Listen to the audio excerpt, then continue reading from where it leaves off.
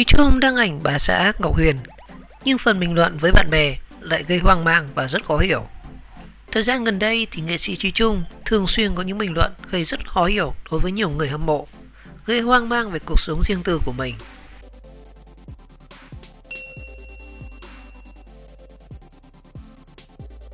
Nghệ sĩ Chí Trung mới đây có đăng tải một bức ảnh cùng với bà xã Ngọc Huyền trên một chiếc xe hơi đi giữa phố đông. Và bức ảnh thì không có gì đặc biệt, ngoài nụ cười rạng rỡ, trong sáng vốn có của nữ diễn viên. Và caption dành cho bức ảnh này thì Chí Trung viết rằng: là một vòng hồ gươm hưởng lạnh không các bạn ơi. Tuy nhiên thì điều khiến người hâm mộ quan tâm là những dòng bình luận rất khó hiểu khi trò chuyện với bạn bè và fan của vị táo giao thông này. Cụ thể thì khi một người bạn chúc anh chị hạnh phúc và có với nhau những ngày giá rét nhé. Và Chí Trung đáp lại một loạt từ ca thán như là hu hu hu. Anh cũng cho biết bức ảnh này thì đã chụp từ cách đây khoảng 4 năm, từ năm 2014, chứ không phải là ở thời điểm hiện tại. Và lần trở lại các dòng trạng thái khác của nghệ sĩ Chí Trung thì người hâm mộ cũng thường xuyên bắt gặp những câu trả lời rất khó hiểu tương tự. Ví dụ khi một fan hâm mộ hỏi rằng: chị Huyền đâu hả anh? Thì Chí Trung mới đáp rằng: em hỏi anh thì anh biết hỏi ai. Và một số fan cũng bày tỏ thắc mắc và rất lo lắng khi lâu rồi không thấy hai vợ chồng Chí Trung Ngọc Huyền sánh đôi bên nhau. Cho dù Chí Trung vẫn đăng ảnh ngọt ngào cùng bà xã, nhưng tất cả đều là những bức ảnh trong quá khứ. Và đáng chú ý hơn, thời gian gần đây thì Chí Trung thường xuyên chia sẻ những bài thơ rất buồn, những tâm trạng bày tỏ sự cô đơn. Trong đó thì anh đã từng khoe với fan về bát mì tôm nấu vội sau khi đi làm về khuya. Và khi được người hâm mộ nhắc nhở không nên ăn như vậy thì có thể rất dễ bị bệnh, thì Chí Trung mới giải thích: nhưng anh đi xa về, mở tủ lạnh không còn gì nên phải chén thôi chú ạ. Hay là một fan khi nói chuyện về bỏ thịt bò vào bát mì thì Chí Trung bày tỏ: không, chả còn tí thịt nào vì đã vét hết mấy hôm trước rồi ạ. Còn khi một người bạn đăng ảnh mâm cơm những ngày có một mình thì Chí Trung lại cảm thán rằng: tường tất quá anh yêu ơi, em không làm sao có thể làm được cái việc phi thường như vậy dù đã hơn một năm cố gắng hu hu hu. Và những cuộc trò chuyện ngắn ngủi của Chí Trung với bạn bè trên mạng xã hội cho thấy sự vắng bóng của bà xã Ngọc Huyền trong cuộc sống của anh trong những ngày tháng vừa qua. Tuy nhiên thì người hâm mộ cũng tự trấn an rằng với bản tính hài hước và hay đùa cợt, dí dỏm, những câu nói khó hiểu của táo giao thông có thể chỉ để pha trò cho show mà thôi.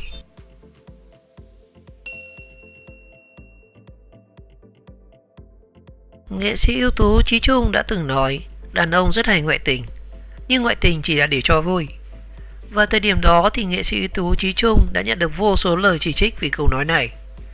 Và theo đó thì khi trả lời về vấn đề đàn ông trong một buổi tọa đàm vào cuối năm 2017 thì nghệ sĩ ưu tú Chí Trung đã bất ngờ đưa ra câu nói gây rất nhiều tranh cãi. Nghệ sĩ ưu tú Chí Trung nói rằng đàn ông rất hay ngoại tình, trừ những người quá sa đạo thì tôi không nói, nhưng phần đông đều có cái tính này, nhưng cũng chỉ là cho vui, vì đây là tính năng của giống đực, vì trong tự nhiên thì con đực luôn muốn chiếm hữu và chinh phạt. Đàn ông nói chung thì ba lăng nhăng nhưng không bỏ vợ. Phụ nữ thì rất ít ba lăng nhăng, họ rất yêu chồng yêu con, nhưng khi họ đã ngoại tình và đã yêu một người nào đó thì bước qua tất cả, bước qua mặt chồng và xác con đi luôn. Vào thời điểm đó thì nghệ sĩ ưu tú Chí Trung đã nhận được vô số lời chỉ trích vì câu nói này. Ai cho phép anh ta đại diện cho đàn ông chứ? Tội cho vợ anh ấy. Quan niệm như vậy chắc chỉ nghệ sĩ nhân dân Chí Trung thường xuyên đi tìm vui, và chỉ có những người vô liêm sỉ mới quan niệm trơ tráo đến như vậy. Đạp lên cảm xúc của người vợ để đi ngoại tình mà vẫn vui hay sao? Thật là quan điểm xúc phạm đến phụ nữ và xúc phạm đến những người vợ. Có thể nói rằng đây là một trong những phát ngôn ăn nhiều gạch đá nhất năm 2017 của Chí Trung ở thời điểm đấy.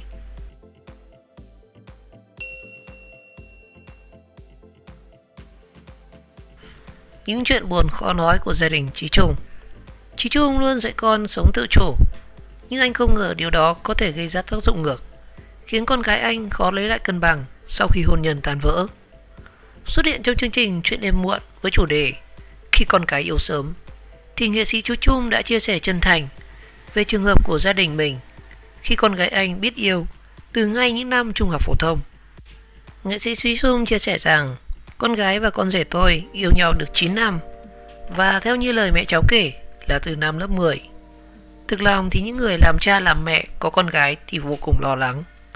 Người ta nói rằng con gái như bom nổ chậm, Có thể không phải nổ chậm ở nguy cơ mang thai ngoài ý muốn, hoặc là việc trở thành trò chơi cho các bạn trai cùng lứa, mà là ở việc cháu chưa đủ hội tụ các yếu tố để làm vợ hay làm mẹ mà đã phải bước vào cuộc sống hôn nhân.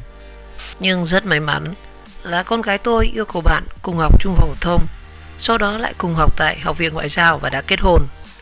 Tuy cảm thấy lo lắng, nhưng Chí Trung và Ngọc Huyền cũng đặt ra rất nhiều niềm tin vào nhận thức của con gái mình. Chí Trung cho biết rằng tôi xây dựng cho các cháu tính cách tự chủ và tư duy chịu trách nhiệm với hành động của chính mình.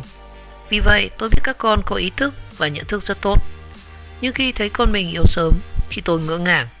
Nhưng mặt khác thì tôi cũng tin rằng các con sẽ nhận thức được khi nào thì nên dành tất cả tình cảm, thể xác và tâm hồn cho người bạn trai hay là bạn gái của mình.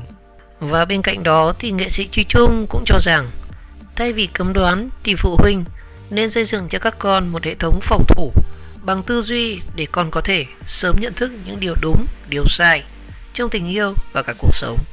Anh chia sẻ rằng hai cháu yêu nhau 9 năm, lấy nhau 3 năm, nhưng hiện tại thì đã ly hôn. Đó cũng là một điều hết sức đáng buồn. Nhưng tôi tin vào quyết định của các cháu. Duyên, phận đã hết, cũng là tiềm ẩn những nguyên nhân khác. Tuy nhiên khi các cháu không còn chung sống với nhau thì hai gia đình vẫn thân với nhau và các con vẫn là bạn bè. Ngày vui ngày buồn thì vẫn luôn có nhau. Nghệ sĩ Chí Trung từng tâm sự sau một lần đổ vỡ thì giờ đây con gái của anh chưa có ý định tìm hiểu thêm các đối tác khác. Thậm chí thì cô cũng tránh chia sẻ về chuyện tình cảm với gia đình. Chí Trung từng bộc bạch rằng một di chứng nặng nề cho việc con mình yêu sớm, chỉ yêu và lấy một người và thất bại là đến giờ. Con tôi không cần thiết ra gì chuyện tình cảm nữa. Và đó cũng chính là di chứng của việc bạn đã không mở cửa tâm hồn mình ra. Bạn đã yêu quá sớm. Bạn tin rằng bạn chỉ có duy nhất khe cửa hẹp để đi qua. Và khi bạn tự do rồi thì bạn vẫn loanh quanh ở đó và rất khó lấy lại thăng bằng cho cuộc sống mới. Và tôi chỉ có thể nói như vậy, bởi suy cho cùng thì mỗi người một phúc và một phận. Và trong khuôn khổ của chương trình thì Chí Trung cũng chia sẻ mối tình đẹp với bà xã Ngọc Huyền. Anh hài hước tiết lộ việc các con yêu sớm cũng là do di truyền từ bố. Hồi từ trung học thì tôi đã biết phân biệt bạn nào sinh, bạn nào không sinh. Nhưng lạ lắm, hồi đó thì tôi thấy ai cũng sinh, nhìn cô nào thì tôi cũng thích và cũng rất là mơ mộng. Nhưng sáng hôm sau thì tôi lại quên hết. Mối tình nào cũng chỉ dừng lại ở là cảm nhận mà thôi, chứ không phải là tình yêu. Và chỉ có bà xã mới là mối tình đầu của tôi, Chí Trung cho biết.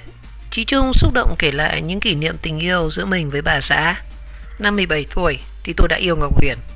18 tuổi thì tôi đã tỏ tình với nàng ngay ở trong chùa. Đầu tiên thì tôi xin cái mặt ngọc ở cổ thì nàng run lên. Nắm tay nhau là đã đơ dại ra cả rồi. Thực tế phải đến 3 năm trời chúng tôi mới có những cái trao nhau đích thực. Hồi đó tình yêu chỉ có vậy thôi chứ không như bây giờ. Mấy năm yêu nhau mới dám nắm tay, nắm chân và hôn môi. Thậm chí hôn môi còn sợ chửa. Bây giờ nghe thì có vẻ ngớ ngẩn, nhưng tình yêu thì hồi đó đẹp lắm. Tôi chỉ cần hít hương tóc của vợ thôi cũng đã thấy buồn rộn và sung sướng lắm rồi. Và đó là những phút giây thật sự mình rất trân trọng. Đối với Chí Trung, tình yêu là ân hệ của cuộc đời, nên anh luôn dạy các con rằng hãy giữ gìn cảm xúc thiêng liêng ấy và hãy lựa chọn những hành động đẹp để có thể nhớ về mối tình với cảm nhận viên mãn nhất.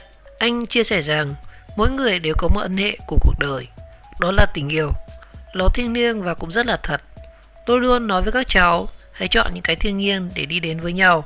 Hãy chọn hành động, khái niệm nào làm đẹp cho cuộc sống của chính mình. Các con nâng niu tình yêu, các con sẽ đạt đến sự thi vị hóa của cuộc đời. Các con biết dè chừng đến một mức độ nào đó và đặt ra những giới hạn thì đến đâu thì các con sẽ có những quãng thời gian dài cùng trải nghiệm với người bạn trai hay là bạn gái của mình. Và khi kết thúc chương trình thì Chí Trung gửi gắm đến các con mình thông điệp về thái độ sống. Anh này cho biết cứ hạnh phúc mà sống, dù sao thì cái đích cuối cùng cũng là sự hạnh phúc. Rồi các con cũng sẽ lấy vợ, lấy chồng, có các cháu. Hãy sống thế nào để các con luôn tự hào về các con, cũng như các con thi tự hào khi có bố Trung hay là mẹ Huyền.